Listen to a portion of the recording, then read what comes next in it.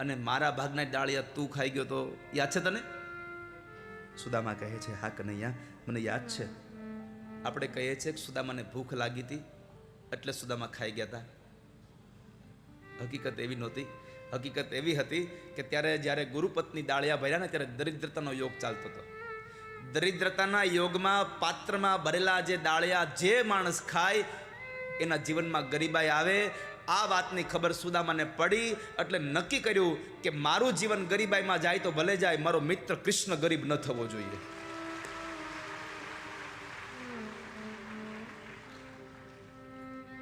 કૃષ્ણ મિત્ર ગરીબ ન થવો જોઈએ.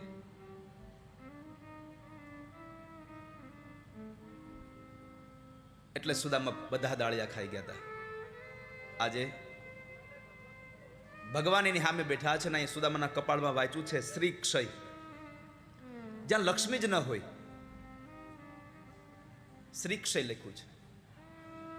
એટલે ભગવાને વાંચી અને શ્રી ક્ષયને ભૂસી ન નાખ્યું પણ ખાલી ઉલટાવી નાખ્યું, લખી દીધું અક્ષય શ્રી. જ્યાં કુબેરનો ખજાનો ઓછો પડે એટલી સંપદા હોય એને અક્ષય શ્રી કહેવાય. ભગવાને અક્ષય શ્રી કર્યું. એક મુઠ્ઠી પૌવા ખાધા. દ્વારિકામાં જેટલી સંપદા હતી એના કરતા સવાઈ સંપદા એમણે પોરબંદરમાં આપી દીધી. બીજી મુઠ્ઠી પૌવા ખાવા ગયા. રૂકમણીએ હાથ પકડીને કીધું, પ્રભુ તમારે ઐશ્વર્ય આપવું એટલું આપો, પણ અમે તમારી પત્ની છીએ, તમારા મિત્રની દાસી તો ન બનાવો અમને. પોતાની અષ્ટપટરાણીઓને પોતાના મિત્ર સુદામાના મહેલની દાસી બનાવવા ભગવાન તૈયાર થઈ ગયા. રૂકમણીએ ભગવાનને પ્રાર્થના કરીને એટલું કીધું, પ્રભુ ઐશ્વર્ય આપવા માટે તમારે બીજી મુઠ્ઠી પૌવા ખાવાની જરૂર જ નથી, તમારું સામર્થ્ય એટલું છે.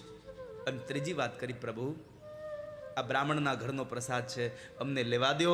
જો બ્રાહ્મણના ઘરનો પ્રસાદ અમારા ઉદરમાં જશે ને તો અમારા પાપ બળી અને ભસ્મ થઈ જશે. બ્રાહ્મણના ઘરનો પ્રસાદ લેવા દો.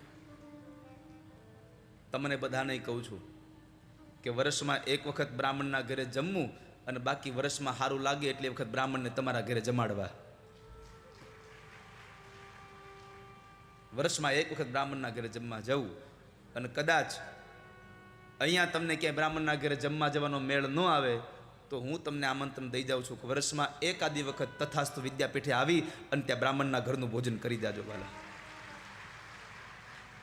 કે જ્યાં ગરીબ ઘરના છોકરાઓ એક પણ રૂપિયો ફી આપ્યા વગર 11-12 સાયન્સમાં ભણવાનું, હોસ્ટેલમાં રહેવાનું, જમવાનું, ચોપડા કપડા બધું જ મફત, એવી જે તથાસ્તુ વિદ્યાપીઠ નિર્માણ થઈ. એક રાત્રે સુદામદેવ બ્રાહ્મણ રોકાય છે. બીજા દિવસે સ્નાનાદિ કર્મ કરી પરવારીને પોતે જ્યારે બધાની હારે વાતોચીતો કરીને ભગવાનને કહે છે કે તો કનૈયા હવે હું જાઉં. ભગવાન કહે છે બસ સુદામા જાવું છે પણ પાછું આવજે હો. સુદામાને થયું એકે વખત એમ ન કીધું તો રોકાઈ જા. ભગવાનને ઈચ્છા હતી કે સુદામા રોકાય, પણ સુદામા અહીંયા જમી લેતો હતો અને ઘરે ભાભી પાસે બધું હોવા છતાં ભાભી જમતા નહોતા હજી. એટલા માટે થઈ અને ભગવાને સુદામાને રોક્યા નથી, સુદામાને જવા દે છે. સુદામદેવ બ્રાહ્મણ બરાબર આમ નીકળે છે. અષ્ટપટરાણીઓ ઊભા છે, દાઉદાદા ઊભા છે, ભગવાન કૃષ્ણ ઊભા છે. અને દરવાજામાં પહોંચ્યા ને ભગવાને અવાજ કર્યો, એ સુદામા ક્યાં જા છો? અહીંયા આવ, અહીંયા આવ. ભગવાન બોલાવે છે. સુદામા આવ્યા ને કહ્યું કે હા કનૈયા. ભગવાન સુદામાને કંઈક કહેવા માંગતા હતા પણ પરમાત્મા કહી નહોતા શકતા એટલે ભગવાને વાત બદલી નાખી, આખી વાત જ ફેરી નાખી. એટલું કીધું કે માં પાછું આવજે હો. વાત ફેરવો ને ત્યારે જલ્દી વાત મનમાં આવે નહીં, શું કેવું ને ખબર ન પડે. એટલે ભગવાન થોતરાતા કહે છે કે કનૈયા સુદામા પાછું આવજે હો. અરે હા હા આવીશ કનૈયા, પાછું આવીશ. વળી પાછા જાય છે અને દરવાજામાં પહોંચ્યા. ભગવાનથી રેવાયું નહીં. ભગવાને અવાજ કર્યો, એ સુદામા આમ ક્યાં ચાલ્યો? અહીંયા આવ.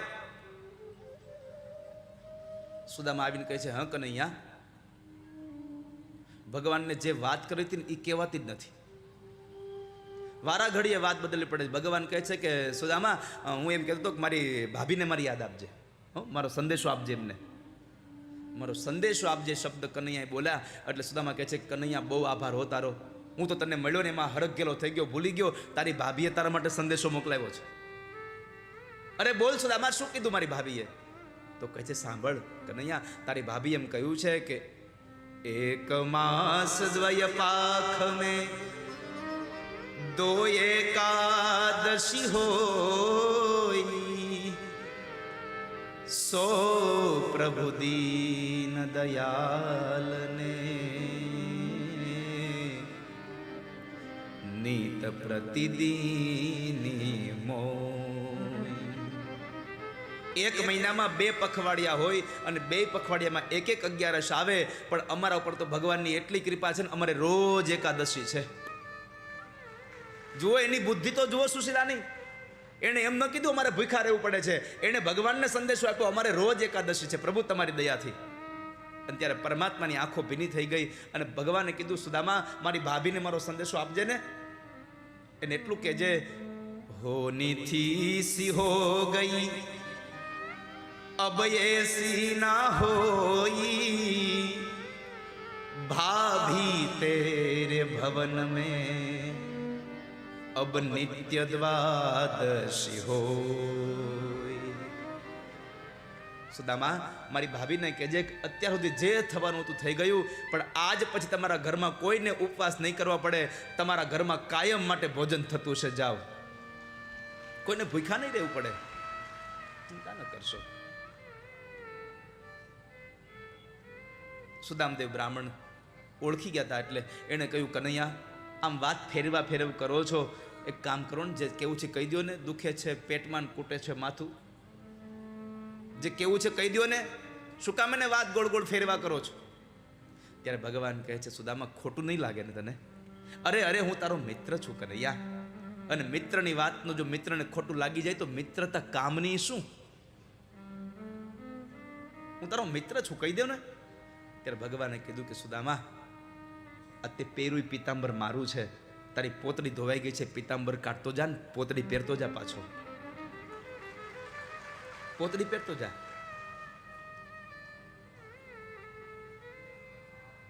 ઓ સારું થયું કનૈયા તે મને યાદ કરાવ્યું, નહીં તો હું તો હમણાં ભૂલી જાત.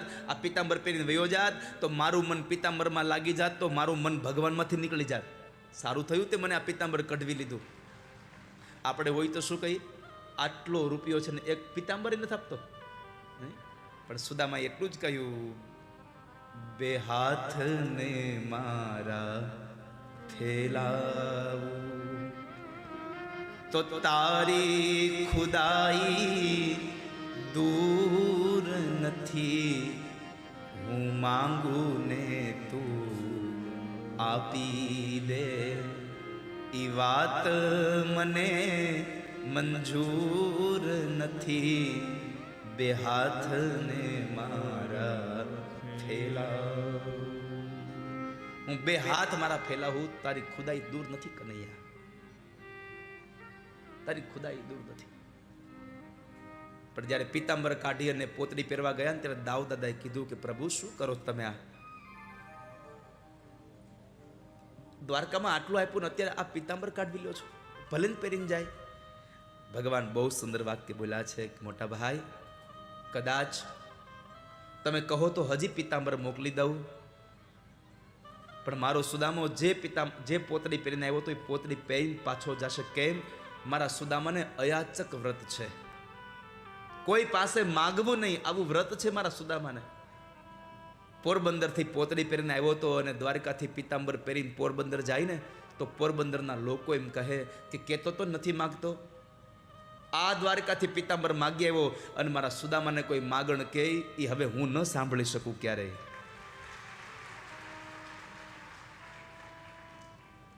ન સાંભળી શકું.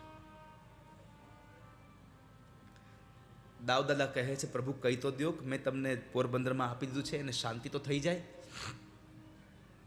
ત્યારે ભગવાન બોલ્યા છે કે મોટા ભાઈ મારી પાસે માગવા આવનારો માણસ જો માંગી ન શકતો હોય તો હું તો દેનારો છું, કેમ કહી શકું કે મેં આટલું આપ્યું છે? અને છેલ્લે ભગવાન જ્યારે સુદામાને મૂકવા 56 સીડી ઉતરીને જાય છે ત્યારે 56 સીડી ઉતરતા ઉતરતા દાઉદ દાદાએ કહ્યું કે ભાઈ દારૂકને કેને રથમાં બેસાડીને મૂકી આવે? ભગવાન કહે છે સાચી વાત છે, હમણાં દારૂક મૂકી આવે, પણ ના, સુદામાને હાલવા દો, કારણ સુદામા જેવો પવિત્ર બ્રાહ્મણ એના ઉઘાડા પગે મારી દ્વારિકાની ધરતીમાં ચાલશે ને તો મારી દ્વારિકાની ધરતી પાવન અને પવિત્ર બની જશે. એને ચાલવા દો. સુદામદેવ બ્રાહ્મણ નીકળે છે. દ્વારિકાથી પોરબંદરમાં આવ્યા છે. પોરબંદરમાં પોતાનું ઝૂંપડું ક્યાંય મળતું નથી. છોકરાઓ પિતાજી પિતાજી પિતાજી કરતા કરતા આવ્યા છે. હાથ પકડીને લઈ જાય છે. મહેલમાં લઈ ગયા તે તો સુશીલા નારી 16 શણગાર સજી અને પોતાના પતિની આરતી ઉતારવા માટે સોનાનો થાળ લઈને આવે છે. નજીક આવ્યા એટલે સુદામદેવ પ્રશ્ન કરે છે કે સુશીલા, શું છે આ બધું? ત્યારે સજળ નયને સુશીલા એટલું બોલ્યા છે કે પતિદેવ, તમે દ્વારકા ગયા હતા ને? હા. તો બસ તમારા મિત્ર કૃષ્ણ આવ્યા હતા અને આ બધું આપી ગયા છે. કૃષ્ણ આવ્યા હતા ને આ બધું આપી ગયા. શબ્દ સાંભળ્યા, આકાશ તરફ નજર કરી આંખમાંથી અશ્રુની ધારા સાથે એક જ વાક્ય બોલ્યા છે સુદામા, એ કનૈયા, દ્વારિકામાં એક પિતાંબર કઢવી લીધું, પોરબંદરમાં આટલું બધું આપી દીધું તે મને? કરુણા કરી ભાગ્યની રેખા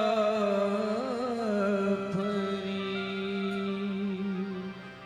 ત્યાં તો અક્ષય લક્ષ્મી ચિતરાઈ છે. સુદામાજી દ્વારિકામાં જાય છે.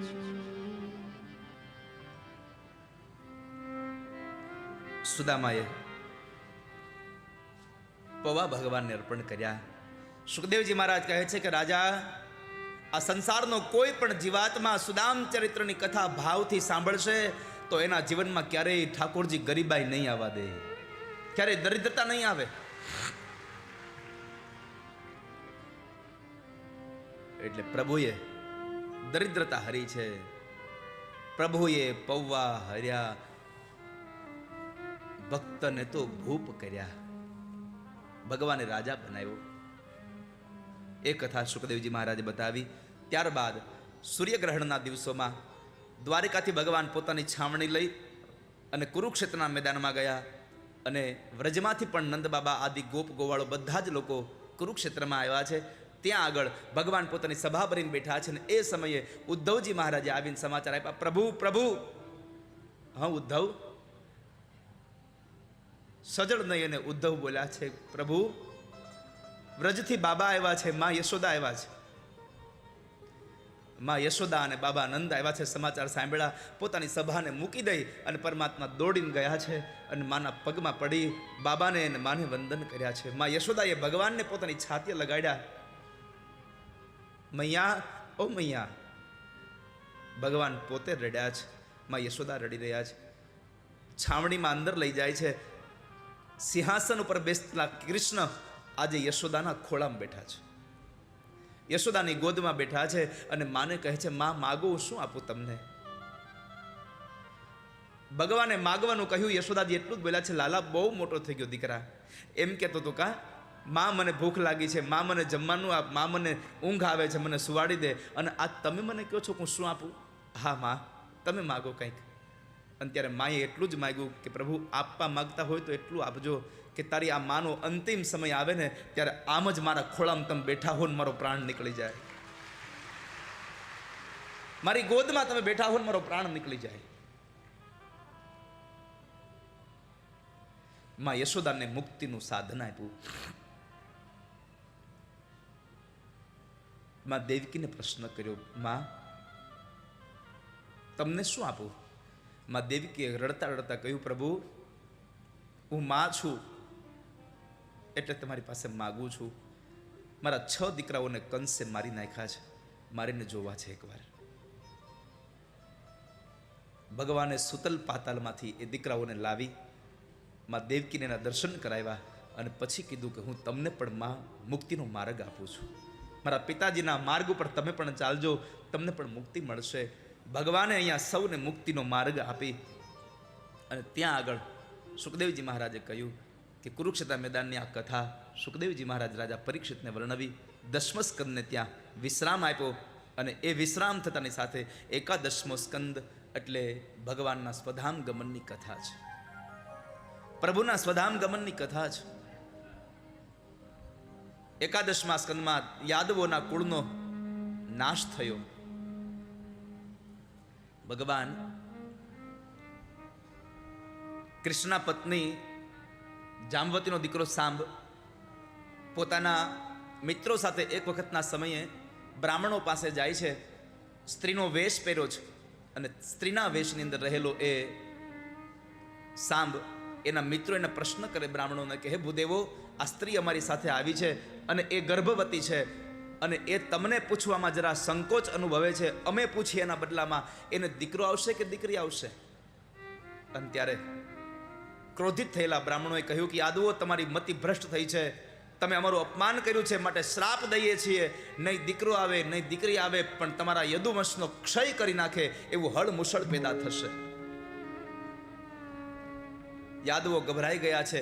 ઉદર ઉપર બાંધેલું પાત્ર જ્યારે ખોલે છે ત્યારે ખબર પડી કે આમાંથી તો મુસળ નીકળ્યું.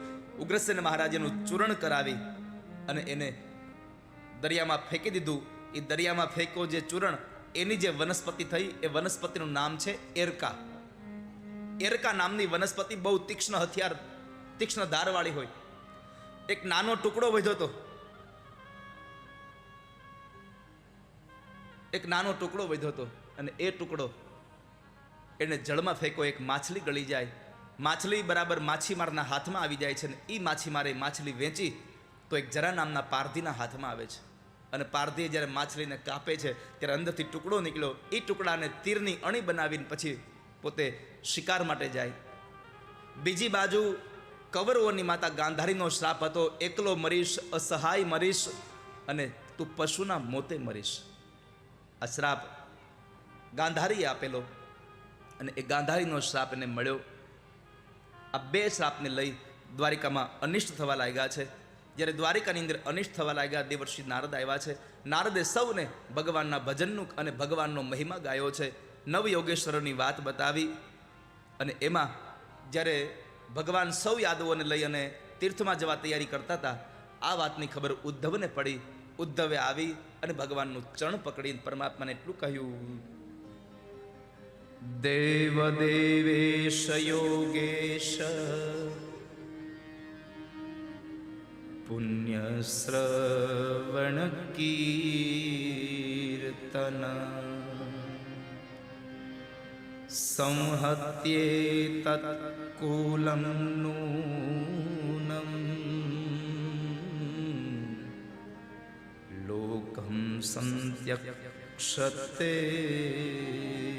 ભવાન.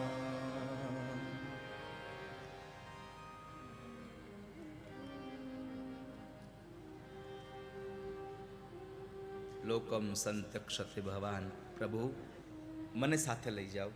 ત્યારે ભગવાને કહ્યું, ઉદ્ધવ, આ સંસારમાં જન્મના અને મરણમાં કોઈ કોઈનો સાથી હોતો નથી. એકલા જ આવ્યા, એકલા જ જવાના, સાથી વિના, સંગી વિના એકલા જ જવાના છે આ સંસારમાંથી. પણ તમને હું શ્રાપમાંથી મુક્ત કરું છું અને શ્રાપમાંથી મુક્ત કરતાની સાથે એટલું જ કહું છું, રામા અવતારમાં મેં ભરતને મારી પાદુકાઓ આપી હતી અને કૃષ્ણ અવતારમાં મારી પાદુકાઓ હું તમને આપું છું. આ પાદુકાઓ લઈ તમે બદ્રી વિશાળ ક્ષેત્રમાં જજો, મારો ઉપદેશ સૌને આપજો. ઉદ્ધવ, સૌને કહેજો કે આ મનુષ્ય અવતાર બહુ દુર્લભ અવતાર છે. આ સંસારને તરવા માટે થઈ અને અવતાર છે. નૃદેહ માધ્યમ સુલભમ સુદુર્લભમ પ્લવમ સુકલ્પમ ગુરુ કર્ણધારમ મયાનુકુલેન નભસ્વતે રિતમ પુમાન ભવાભીમ ન તરેત સ આત્મા. આ ભવસાગરને તરવા માટે મનુષ્ય શરીર એ હોડી છે. આ હોડીને હકાવવા માટે ગુરુ એ નાવિક છે. અને આ નાવિક ગમે તેટલો નિપુણ હોય પણ જ્યાં સુધી ભગવાનની કૃપાનો પવન ન મળે ત્યાં સુધી નાવ સામે કિનારે ન પહોંચી શકે.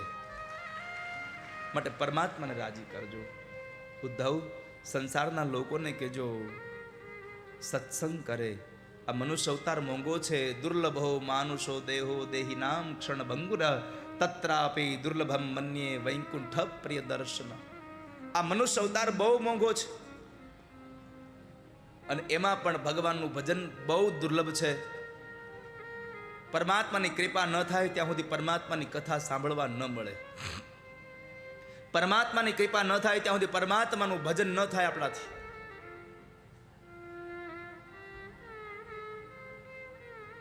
જો ભાગ્યમાં ન હોય તો કથા ન સાંભળી શકો તો ન જ સાંભળી શકો.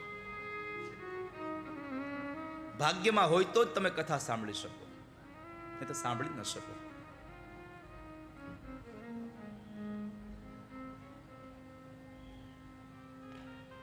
તો ભગવાને કહ્યું,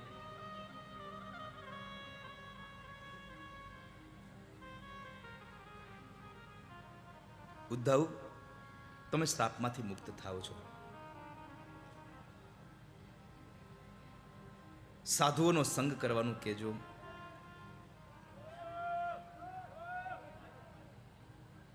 સાધુઓનો સંગ કરવાનું કહેજો.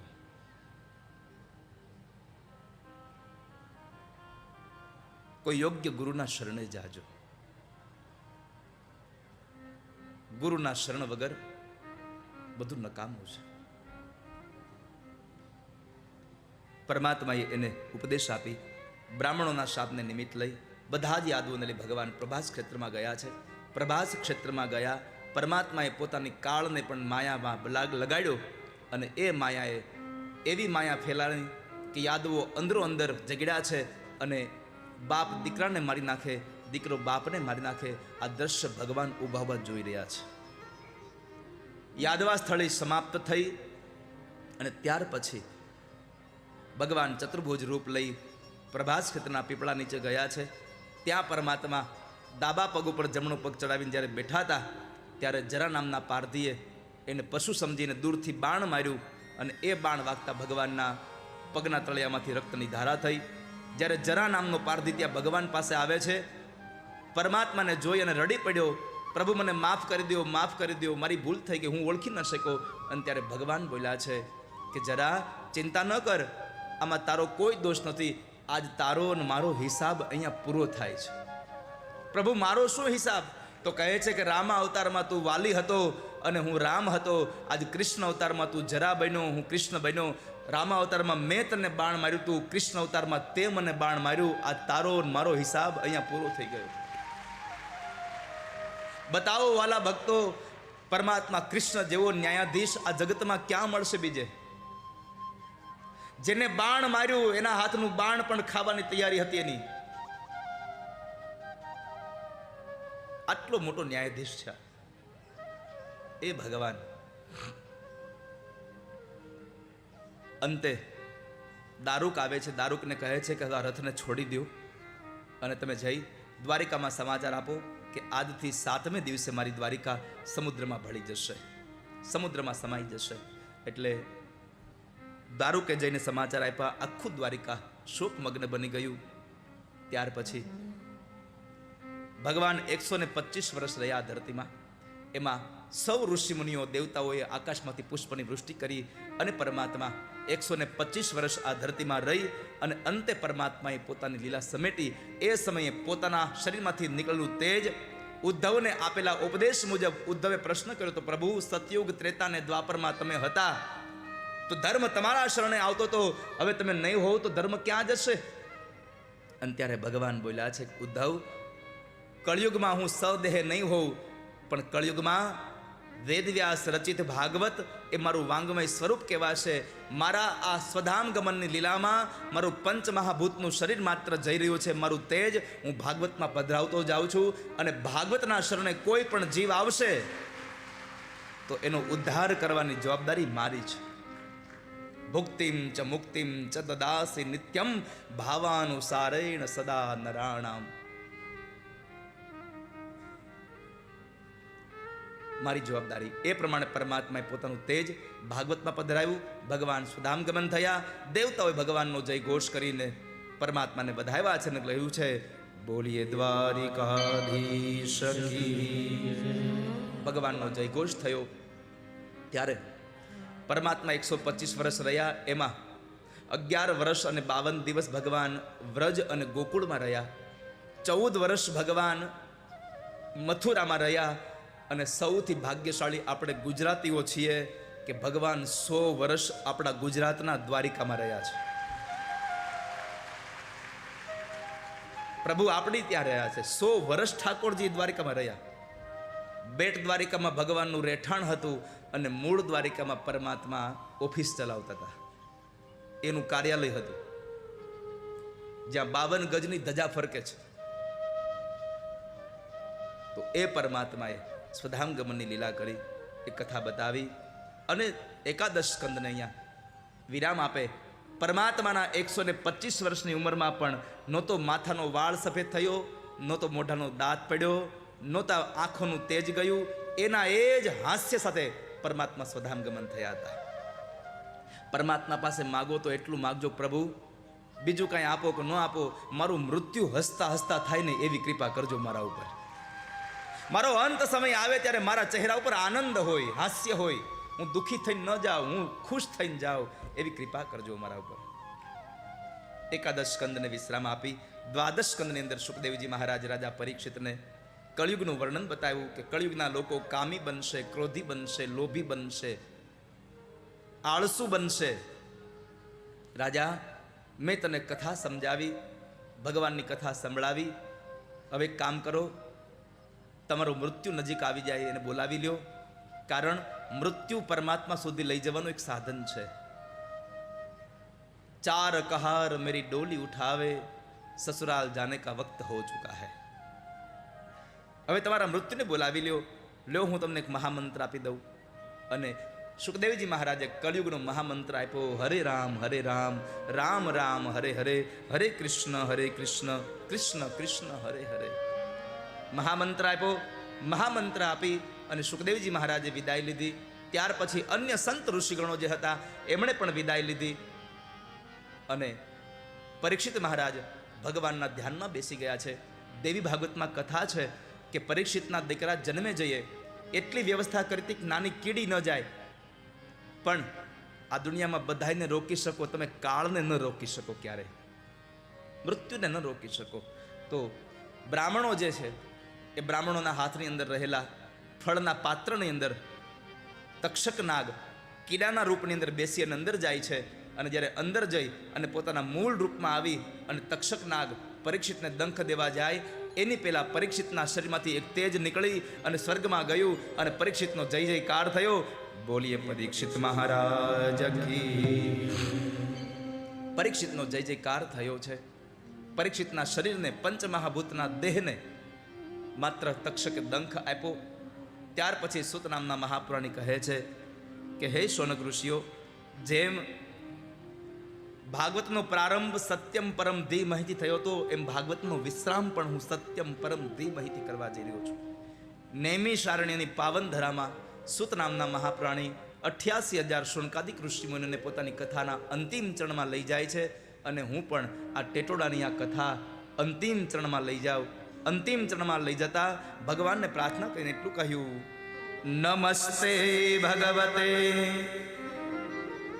વાસુદેવાય સાક્ષિણે યદમ કૃપયા કસ્મૈ વ્યાચચક્ષે મુમુક્ષવે. ભગવાન વ્યાસને વંદન, ભગવાન વાસુદેવને વંદન કર્યા છે. પરમાત્માને વંદન કરી અંતે વ્યાસજીને વંદન કર્યા. વ્યાસજીને વંદન કર્યા પછી સુખદેવને વંદન કરતા લખ્યું, યોગીન્દ્રાય નમસ્તસ્મે શુકાય બ્રહ્મરૂપિણે સંસાર સર્પદષ્ટમ્યો વિષ્ણુરાતમમુચત.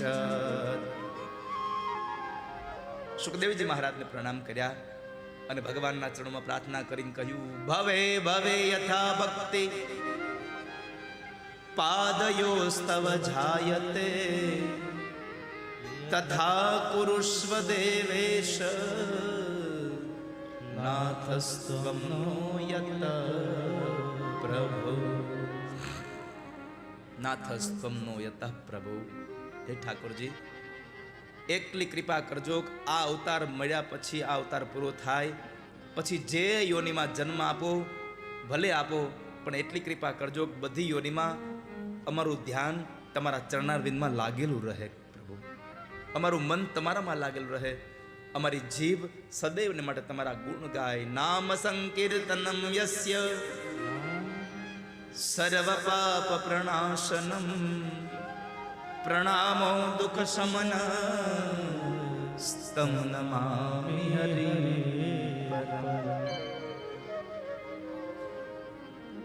बार वह स्कंद के 13वां अध्याय 20, 21, 22 और 23 ये 4 श्लोक अंतिम चरण में भगवान 18,000 श्लोक भागवतना एमानो 18,000मो श्लोक नाम संकीर्तनम यस्य सर्व पाप प्रणाशनम प्रणामो दुख शमनस्तम नमामि हरिम परम. ભગવાનની આ કથા પ્રભુ નામનો મહિમા અમને રહે એટલી કૃપા કરજો. અંતિમમાં પરમાત્માના ચરણોમાં પ્રાર્થના કરતા એટલું જ લખ્યું છે. સુત નામના મહાપુરાણિક કહેડાવે છે,